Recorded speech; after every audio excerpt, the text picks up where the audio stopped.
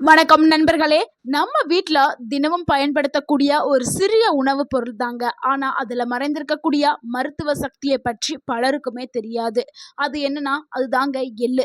எள்ளு என்றால் எண்ணெய் என்ற பழமொழி இருக்கிறது. ஆனா இன்று அறிவியல் ஆய்வு கூட சொல்லுது, எள்ளுல இருக்கக்கூடிய ஊட்டச்சத்துக்கள் இதயம், எலும்பு, மூளை, சர்மம், தலைமுடி, ரத்த அழுத்தம், சர்க்கரை அளவு என உடல்ல பல்வேறு பகுதிகளுக்கு நன்மையை தரக்கூடுது அப்படின்னு கூறப்படுது.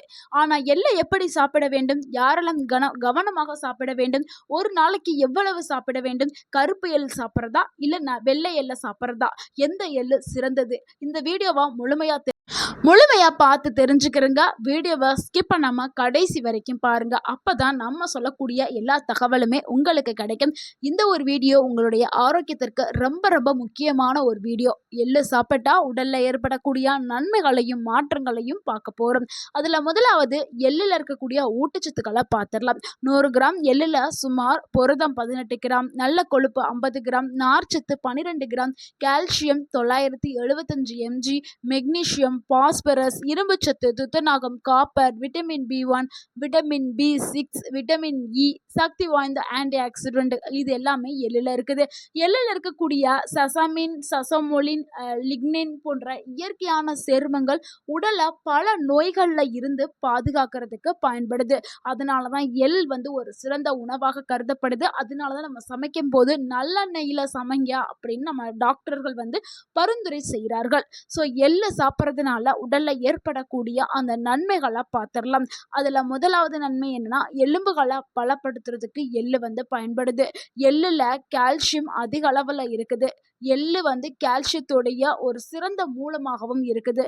பால் குடிக்க பிடிக்காதவர்களுக்கு எள்ளு ஒரு நல்ல தேர்வா இருக்குது. ஸோ பாலை விட அதிக அளவுல எள்ளுல கால்சியம் இருக்குது.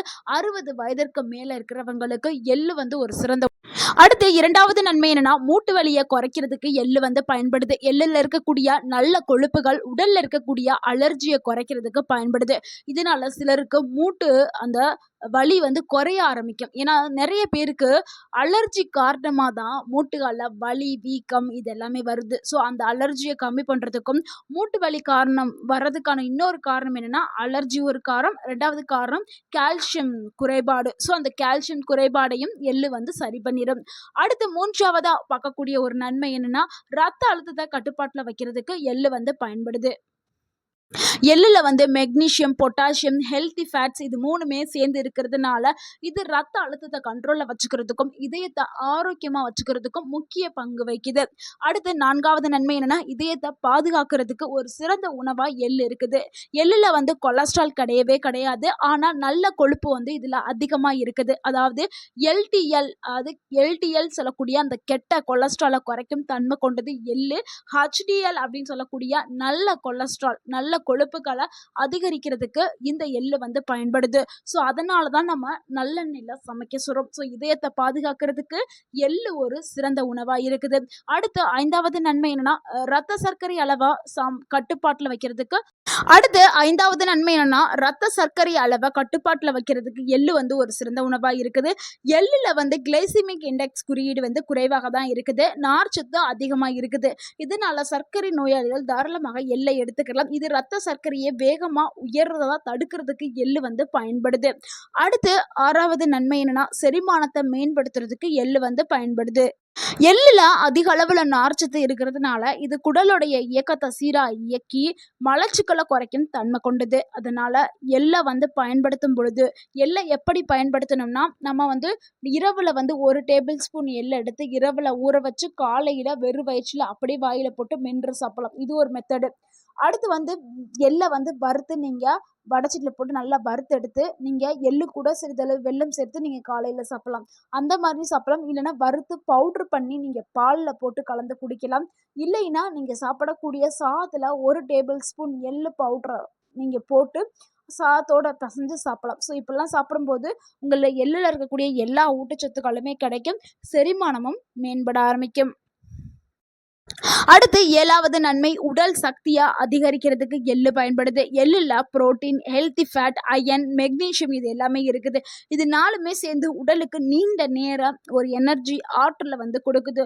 ஸோ அதனால தான் நம்மளுடைய முன்னோர்கள் வந்து எள்ள உணவுல அடிக்கடி எடுத்துட்டு வந்திருக்காங்க. ஸோ இது ஒரு நல்ல எனர்ஜிய குடுக்கறதுக்கு பயன்படுது. அடுத்து 8வது நன்மை என்னன்னா, ரத்த சோகை வராம பாதுகாக்கிறதுக்கு எள்ளு பயன்படுது. எள்ளுல வந்து அயர்ன் வந்து அதிகமாவே இருக்குது. அதாவது இரும்பு சத்து வந்து இருக்குது. இரும்பு சத்து இருக்குது. விட்டமின் சி அது கூடவே நம்ம எடுத்துக்கிட்டோம்னா, நம்மளுக்கு வந்து இரும்பு சத்து உறிஞ்சுதல் அது வந்து மேம்படும். இதனால ரத்த சோகை அப்படின்னு சொல்லக்கூடிய அனிமியா வராம பாதுகாக்கலாம். ஸோ வந்து யாருக்கெல்லாம் வந்து ரத்த சோகை பிரச்சனை இருக்கோ, இல்ல பெண்கள் வந்து ஹீமோகுளோபின் ரொம்ப கம்மியா இருக்கக்கூடிய பெண்கள் வந்து தொடர்ந்து வந்து எள்ள வந்து எடுத்துக்கிட்டே வந்தீங்கன்னா, நல்ல ஒரு ரத்த எண்ணிக்கை அதிகமாகி ஹீமோகுளோபின் வந்து உங்க உடலுக்கு அதிகமா கிடைக்க ஆரம்பிக்கும். ஹீமோகுளோபின் எண்ணிக்கை வந்து அதிகமாயிரும். அடுத்து 9வது நன்மை என்னன்னா, தலைமுடிய ஆரோக்கியமா வச்சுக்கிறதுக்கு எள்ளு வந்து பயன்படுது. எள்ளுல வந்து copper, zinc, vitamin E, healthy fat இது எல்லாமே இருக்கு. இது எல்லாமே முடி வளர்ச்சிக்கு தேவையான ஊட்டச்சத்துக்கள். ஸோ முடி வளர்ச்சிக்கு தேவையான ஊட்டச்சத்துக்கள் எள்ளுல இருக்கு. அதனால எள்ள வந்து நம்ம கண்டிப்பா உணவுல வந்து எடுத்துக்கணும். வாரத்துல ஒரு 3 முறை எள்ளு சட்னி எடுத்துக்கிறணும். தினமும் வந்து எள்ளு பவுடர வந்து நம்ம சாதத்துலயோ, பால்லயோ போட்டு எடுத்துட்டு வரலாம். அடுத்து 10வது நன்மை என்னன்னா, சருமத்த பளபளப்பா வச்சுக்கிறதுக்கு எள்ளு வந்து பயன்படுது. எள்ளுல வந்து விட்டமின் இ இருக்குது, ஆன்டி ஆக்ஸிடென்ட் இருக்குது. இது சரும செல்கள பாதுகாக்கிறதுக்கு பயன்படுது. 11வது நன்மை என்னன்னா, நோய் எதிர்ப்பு சக்திய அதிகப்படுத்துறதுக்கு எள்ளு வந்து பயன்படுது. எள்ளுல ஜிங்க், காப்பர், விட்டமின் பி இதெல்லாம் இருக்கிறதுனால உடல்ல நோய் எதிர்ப்பு சக்தியோடைய செயல்பாட்டை ஆதரிக்கிறதுக்கும் நோய் எதிர்ப்பு மண்டலத்தை வலுவா வச்சுக்கிறதுக்கும் எள்ளு பயன்படுது. வெளியிலிருந்து வரக்கூடிய பாக்டீரியா, வைரஸ் போன்ற தொற்றுகளை எதிர்த்து போராடும் தன்மை உடலுக்கு கிடைக்கிறதுக்கு எள்ளு வந்து ஒரு சிறந்த உணவா இருக்குது. யாரெல்லாம் நோய் எதிர்ப்பு சக்தி குறைவா இருக்கக்கூடிய குழந்தைகள், பெரியவர்கள் இவங்க தினமும் ஒரு எள்ளு உருண்டையை எடுத்துக்கலாம். அடுத்து 12வது நன்மை என்னன்னா, மூளையை ஆரோக்கியமா வச்சுக்கிறதுக்கு எள்ளு வந்து பயன்படுது. எள்ளுல வந்து healthy fats, vitamin B, magnesium இருக்கிறதுனால மூளையோடைய செயல்பாட்டை ஆரோக்கியமா வச்சுக்கிறதுக்கு பயன்படுது. நல்ல ஒரு மெமரி பவர் கொடுக்கறதுக்கும் எள்ளு பயன்படுது. அடுத்து 13வது நன்மை என்னன்னா, நல்ல ஒரு தூக்கத்திற்கு எள்ளு வந்து பயன்படுதுங்க.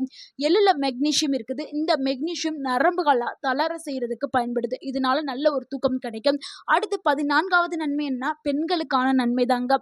பெண்களுக்கு தேவையான கால்சியம் சத்து, இரும்பு சத்து, ஹார்மோன் சமநிலைக்கான ஊட்டச்சத்துக்கள் எல்லாமே எள்ளுல இருக்குது. ஸோ நிறைய பெண்களுக்கு இப்போ வர்ற காலகட்டத்தில் என்ன ஆகுதுன்னா, இடுப்பு வலி, கை கால் வலி, முதுகு வலி இது எல்லாமே வந்துடுது. அதுவும் பிரசவத்துக்கு பிறகு ரொம்பவே பெண்கள் வீக் ஆயிறாங்க. ஏன்னா நம்மளுடைய உணவு பழக்கம் மாற்றத்தினால. ஆனால் எள்ளை நம்ம பயன்படுத்தும் பொழுது நம்ம உடலுக்கு தேவையான எல்லா ஊட்டச்சத்துக்களுமே கிடைச்சு ஹார்மோன் ப்ராப்ளமும் வராமல் பாதுகாக்கிறதுக்கு எள்ளு பயன்படுது.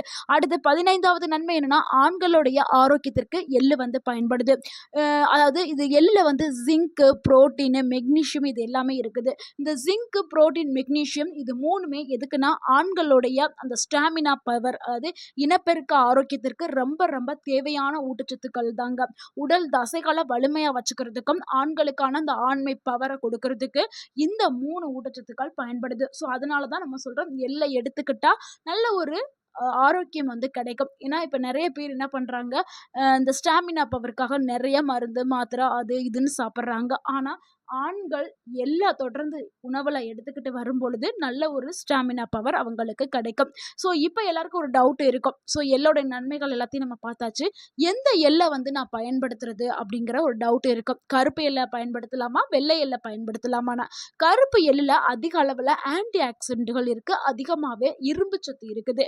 வெள்ளை எள்ளுல அதிக அளவுல கால்சியம் இருக்குது. இது வந்து கொஞ்சம் சுவை மிதமான ஒரு சுவையில இருக்கும். ஆனா 2 எள்ளுமே வந்து சிறப்பானது தான். ஸோ எள்ளுனாவே சிறப்பு. அது எந்த எள்ளை வேணாலும் நீங்க பயன்படுத்துங்க. ஸோ உங்களுக்கு கால்சியம் தான் ரொம்ப வேணும்னா வெள்ளை எள்ளை பயன்படுத்துங்க. இல்லை எனக்கு வந்து அயன் தான் அதிகமா வேணும் அப்படின்னா கருப்பு எள்ளை பயன்படுத்துங்க. இல்லைன்னா உங்களுக்கு எந்த எள்ளு பக்கத்துல கிடைக்குதோ அந்த எள்ளை பயன்படுத்துங்க.